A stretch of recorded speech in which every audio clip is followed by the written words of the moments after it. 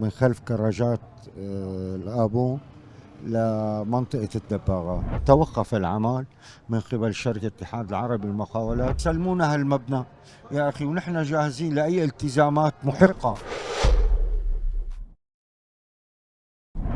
هلا نحن قصتنا بالمختصر، نحن من سكان منطقة جوبر مزرعة نصري. كان في مخطط ينفذوا شارع خلف سوق الهال اللي هو واصل من الكراجات، من خلف كراجات الآبو لمنطقة الدباغات.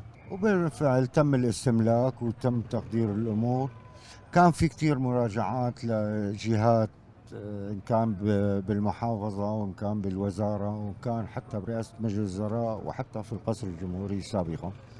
على أثرها أخذ عهد عليه المحافظ سابقا بشر الصبان انه يلي مستعجل ممكن. نحن في بيوت فارغة بدأ سكن بديل بمنطقة الحسينية، واللي ما له مستعجل عنده إمكانية الانتظار. رح ننفذ أبراج سكنية، لأنه كان تأكيدنا نحن أنه نضل بنفس المنطقة اللي كنا عايشين فيها، ما نتهجر لمناطق تانية.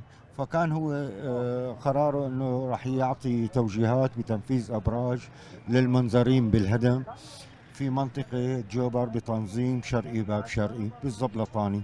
أعطى توجيهاته وتم عرض الموضوع وتقديم الدراسات ورسل الموضوع على شركة الاتحاد العربي للمقاولة، وبدأت العمل وصار رباكات. تم توقف العمل من ثم تابع العمل إلى أن بدأت الأحداث بدمشق.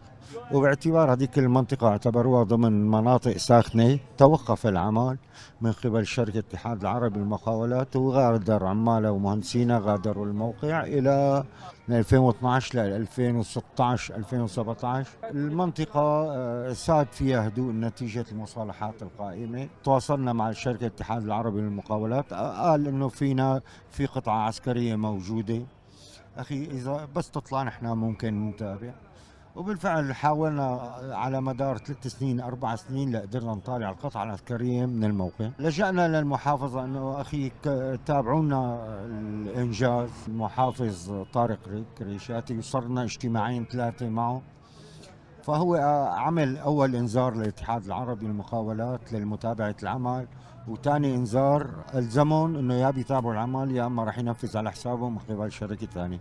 طبعا شركه الاتحاد العربي للمقاولات عقدها كان بال 2009 لل 2020، كانت قيمه الاعمال تضاعفت عشرات بل مئات المرات، وما عندهم امكانيه. طبعا هن عندهم ظروفهم، والمحافظ كان متشبث برايه انه لا لازم ينفذوا على السعر القديم، لانه هو مو صاحب صلاحيه لا يعدل الاسعار ولا حتى وزير، وبدها رئاسة مجلس وشغلك. هذا الحكي عم بعد ما طلعت النقطة العسكرية من المنطقة. تمام تمام.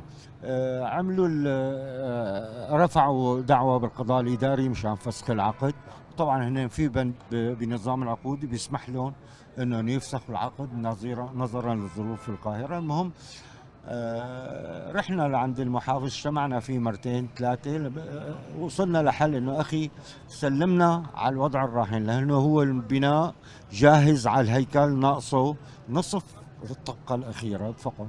وتعهدنا له انه نحن بنكمل على حسابنا كمستحقين للسكن البديل ومخصصين بهذا المبنى. مهم تاخذوا حقكم، مهم يسلمنا ونحن بنحصل. شو بيطلع علينا التزامات نتيجة الأعمال السابقة ممكن نسددها. لا سيما أنه أغلب الناس اللي مخصصين هن الناس لهم مصاري مع المحافظة من بدل استملاك وبدل بناء. هذا كله ظل بعهدة المحافظة على أساس يعتبر دفعة من قيمة البناء. سلموكم؟ ما سلمونا. المحافظ أخذ قرار على عاتقه وقال إيه بنسلمكم، بس بدكم تبروا ذمة المحافظة ما تطالبونا. قلنا له جاهزين. قال طيب أنتم، نحن كنا عبارة عن 6 أشخاص تقريبا تمام من الناس المخصصين، بيننا محامية وبيننا إعلامية وبيننا أنا مهندس.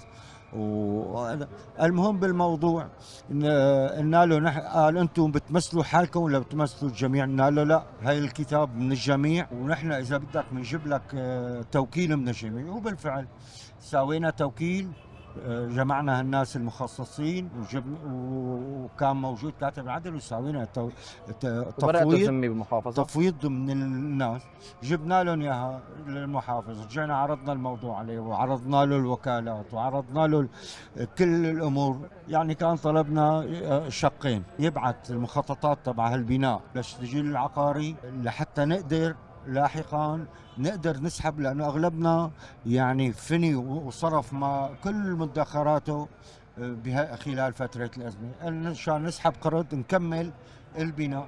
والنقطة الثانية انه يسلمنا البناء. تحول الموضوع لعضو مكتب تنفيذي، كمان تحول للشؤون القانونية وللإسكان، وكله بقى صار يحط العصي بالدواليب انه نحن اول شيء بدنا نخلص من موضوع شركة الاتحاد العربي للمقاولات، نعرف قديش قيمة البيوت، نعرف كل واحد شو له كأمانة مصاري بدل استملاك وقديش بيزيد عليه. وهلا مجرى راح الحكي سنين. راحت لهلا هيدا الحكي من 2018 لحد الان. هلا الحكي هذا صار له قريب سنه ونص سنتين، عم نحاول نتواصل وما سلموا حدا. ما سلمونا، وطلع قرار فسخ العقد والمديريات.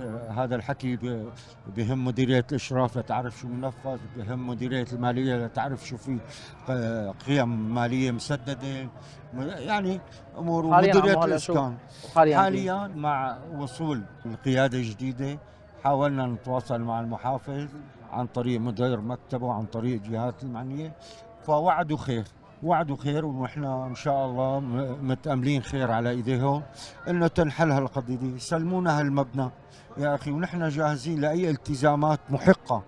شو علينا؟ نحن جاهزين وكل الناس جاهزين، الناس اللي موكلين عنا هذول امانه برقبتنا، مثل ما بده يجري عليهم بده يجري علينا ان شاء الله. هلا وعدوا خير. اليوم اخر زياره لنا هلا لمبنى المحافظه، مدير مكتب المحافظ قالوا تواصلوا مع المدراء المعنيين ووعدوا خير خلال فتره وجيزه راح تنحل القضيه ويسلمونا البناء ان شاء الله. ونرجو من الله انه الله ياخذ بيدهم ويحقوا الحق، ما بنطلب اكثر يعني. الله يرجع لكم حقكم يا رب. شكرا كثير لك عمو. الله يبارك فيكم. شكرا.